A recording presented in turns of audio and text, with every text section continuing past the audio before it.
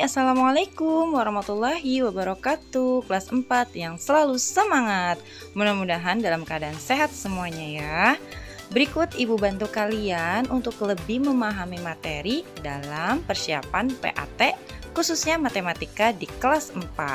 Semoga bisa membantu kalian dalam memahami materinya. Dan jangan lupa berdoa, oke? Selamat menikmati videonya. Jadi ada 3 hubungan antar garis lurus. Yang pertama adalah garis yang saling sejajar. Nah, ini contohnya garis yang saling sejajar. Apa sih yang dimaksud dengan garis yang saling sejajar? Nah, garis yang saling sejajar ini garis yang apabila diperpanjang mereka tidak akan saling bertemu. Ini namanya garis sejajar ya.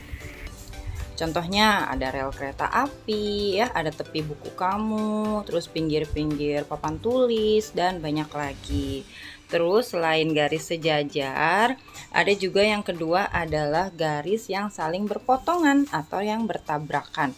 Misalnya ada garis AB, kemudian dia bertemu lagi dengan garis CD. Nah, ini garis yang saling berpotongan.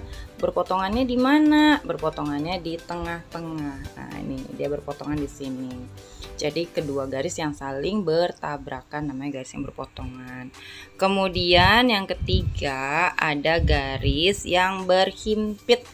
Apa yang dimaksud dengan garis berhimpit? Garis berhimpit itu adalah dua garis. Ada garis pertama misalnya nih AB. Terus ada garis lagi di atasnya alias garisnya nempel. Nah, di atasnya lagi. Misalnya CD. Nah, ini garis yang saling berhimpit. Contohnya itu kalau jam 12 siang. Nah, jam 12 siang kita bisa lihat jarum panjangnya di angka 12, jarum pendeknya juga di angka 12. Itu garis yang berhimpit. Jadi ada berapa?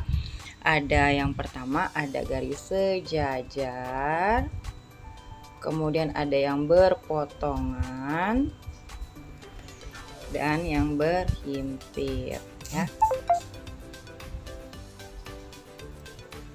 Nah, misalnya sekarang guys punya garis A, terus ada lagi garis B, kemudian garis tersebut dipotong dengan garis P. Di sini kita bisa menganalisa atau mengamati ada jenis-jenis hubungan pada garis tersebut. Pertama ada garis yang sejajar. Garis yang mana aja yang sejajar? Kita lihat di sini ya. Di sini ada garis A sejajar dengan garis B. Jadi A sejajar dengan B. Selain garis yang sejajar, ada juga garis yang saling berpotongan. Yang mana yang saling berpotongan? Coba kita lihat ya. Garis yang berpotongan. Lihat garis A dipotong dengan garis P. Jadi kita bisa lihat A dipotong oleh garis P. Ada lagi nggak ya selain garis A? Ada. Di sini ada garis B dipotong juga oleh garis P ya. Ada garis B yang dipotong oleh garis P. Jadi ada dua jenis hubungan garis pada gambar tersebut. Ada yang sejajar, ada yang berpotongan. Oke, sekarang misalnya ada dua garis lurus, ada garis 1 dan garis 2 yang kemudian dipotong oleh garis lurus yang lain. Di sini kita lihat ada beberapa sudut yang dibentuk. Pertama misalnya ini sudut A, kemudian yang bawahnya B, kemudian ini ada sudut C, dan yang di atasnya ada sudut D. Mana lagi ya? Ada di bawah lagi nih. Ini sudut D misalnya ya.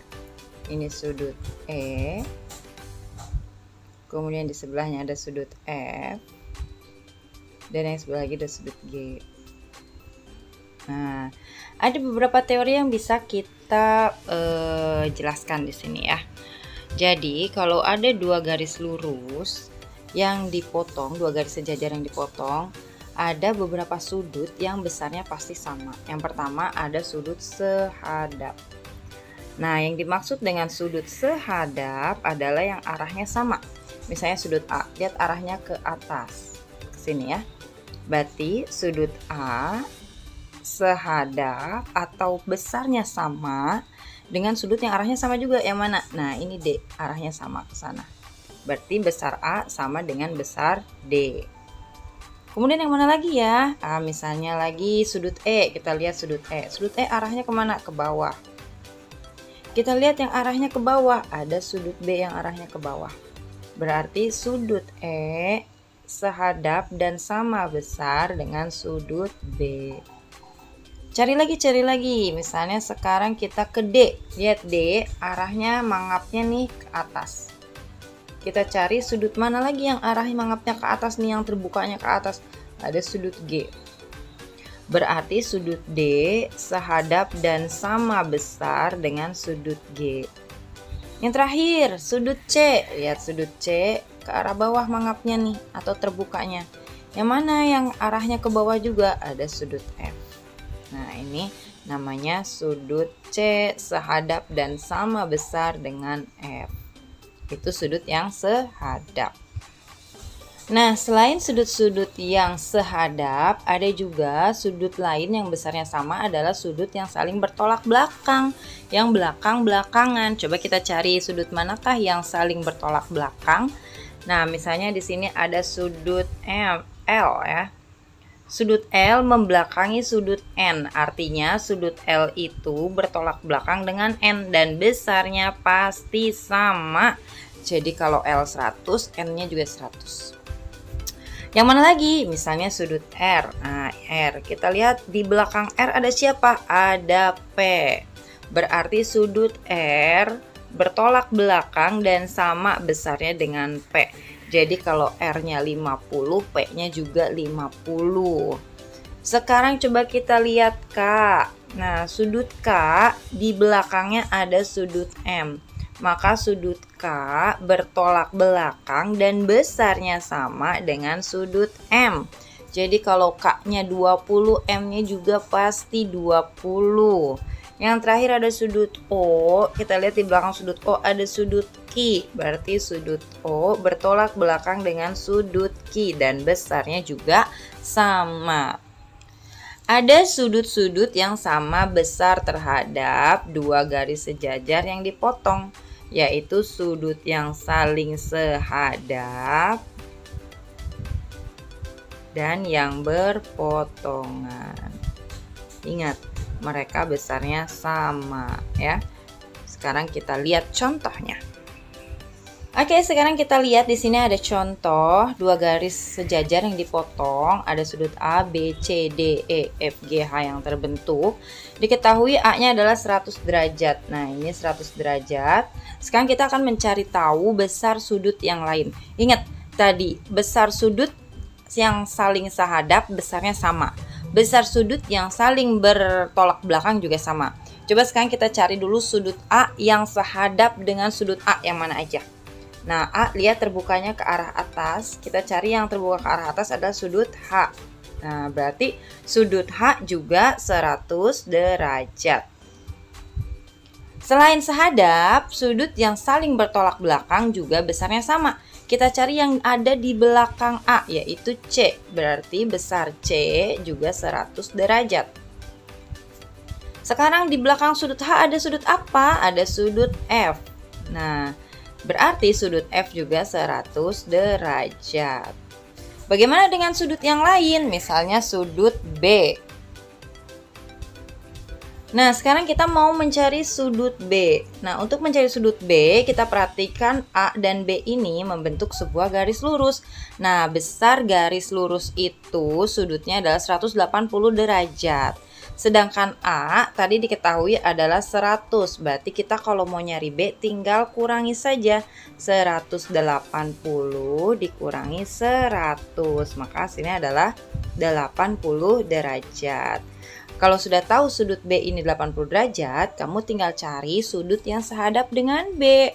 Sudut yang sehadap dengan B adalah, lihat B arahnya ke atas. Yang kita cari sudut yang menghadap ke atas. Nah, ada E. Berarti E besarnya juga 80 derajat. Sekarang yang bertolak belakang. Kenapa yang bertolak belakang? Karena sudut yang sehadap dan yang bertolak belakang besarnya sama.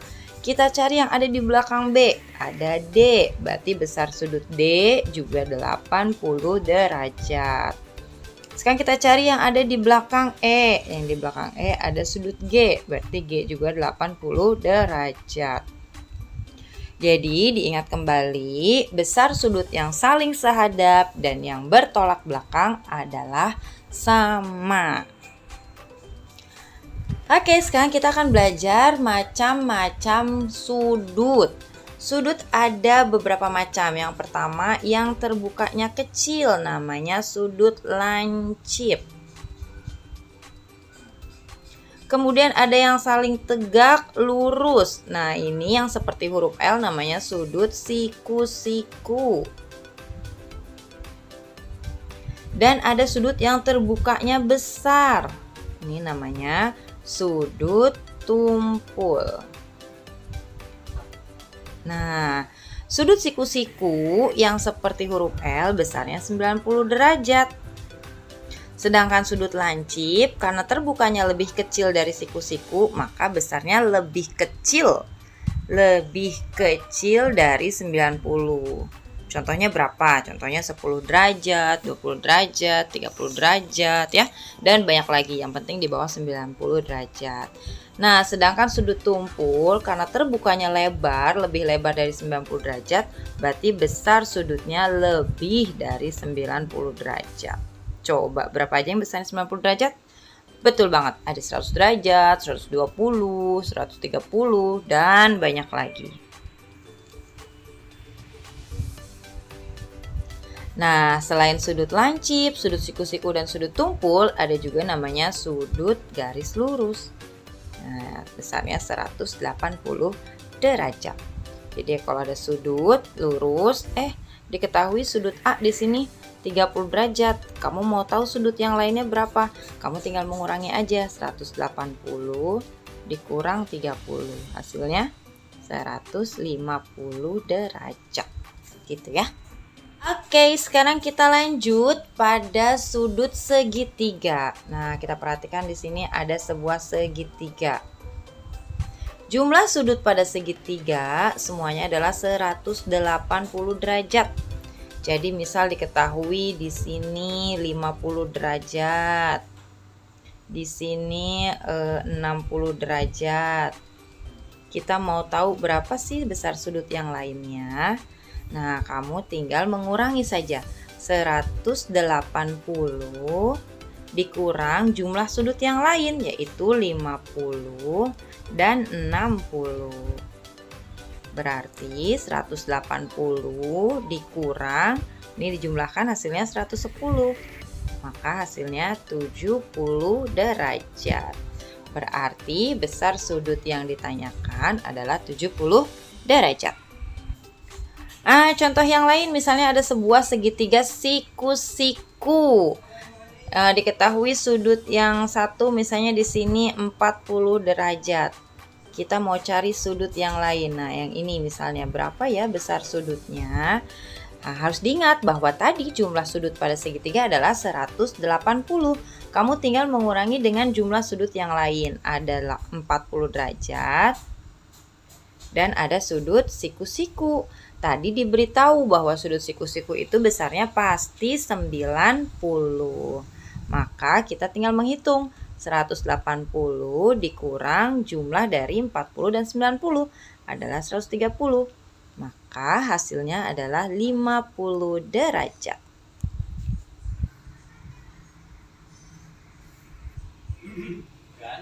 Oke, contoh yang lain, di sini ada sebuah segitiga sama kaki. Kamu ingat ya, kalau ada segitiga dengan tanda seperti ini, artinya dia adalah segitiga sama kaki. Berarti panjang kakinya sama dan besar sudut yang ada di kakinya juga sama.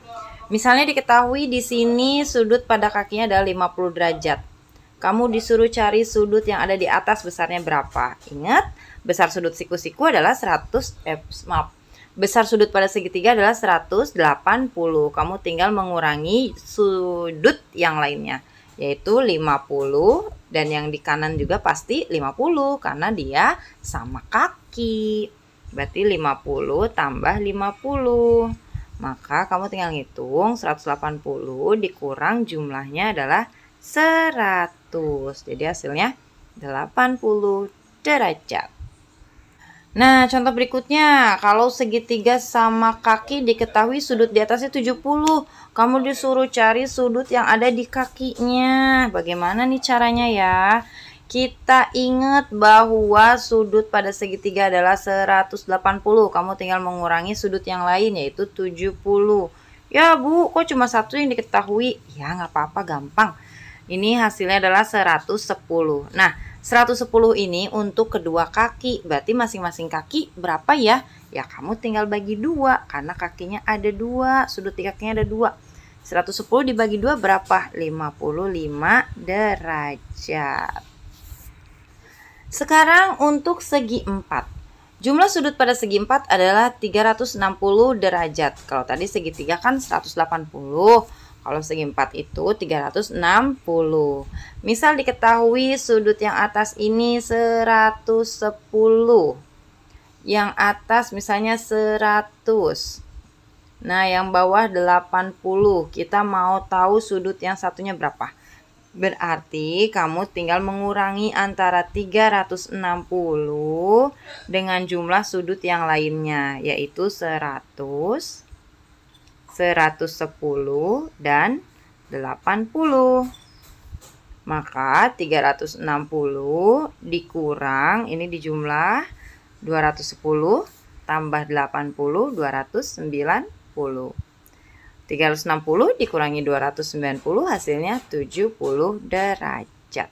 Jadi bedanya kalau segitiga itu jumlahnya 180, kalau segi 4 jumlahnya 360. Nah, sekarang ada sebuah jajar genjang. Jajar genjang itu sudut yang saling depan-depanan ya, yang saling bisa melihat diri satu sama lain tuh besarnya sama. Misalnya ini, besar sudut yang di bawah sama dengan yang di atas kanan. Nah, ini bisa ngelihat depannya yaitu di sini ya. Jadi misal diketahui di sini 120 derajat. Kita mau tahu berapa besar sudut yang ada di pojok ini. Caranya tadi ya. Sudut pada segi 4 adalah 360. Kita kurangi dengan jumlah sudut yang lain yaitu 120.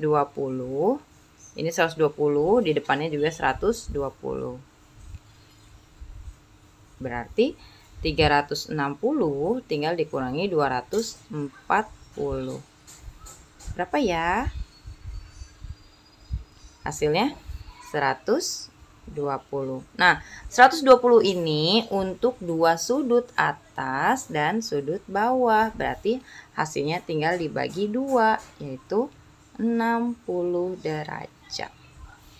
Oke, sekarang kita mau mengenali cara menamakan sudut. Nah, misalnya Ibu punya sudut di sini. Nih, ini sudutnya ya. Misalnya di sini KLM. Di sini diketahui ada sudut. Nah, untuk menyebut sudut itu dari ujung yaitu K, terus ke pojok L, M. Jadi nama sudutnya adalah KLM. Boleh nggak Bu dibalik M dulu? Boleh. M, L, K. Boleh. Nah, sudut ini punya titik sudut yaitu L. Ini L berarti titik sudut. Nah, yang lainnya ini LM disebut kaki. LK juga disebut kaki. Jadi ada dua kaki sudut yaitu LM dan LK. Sekali lagi ya. X, Y, Z. Nah, ini nama sudutnya adalah XYZ atau ZYX. Sudutnya ada di mana? Ada di Y, ya. Kakinya ada di mana? Ada di XY dan ada di YZ. Oke?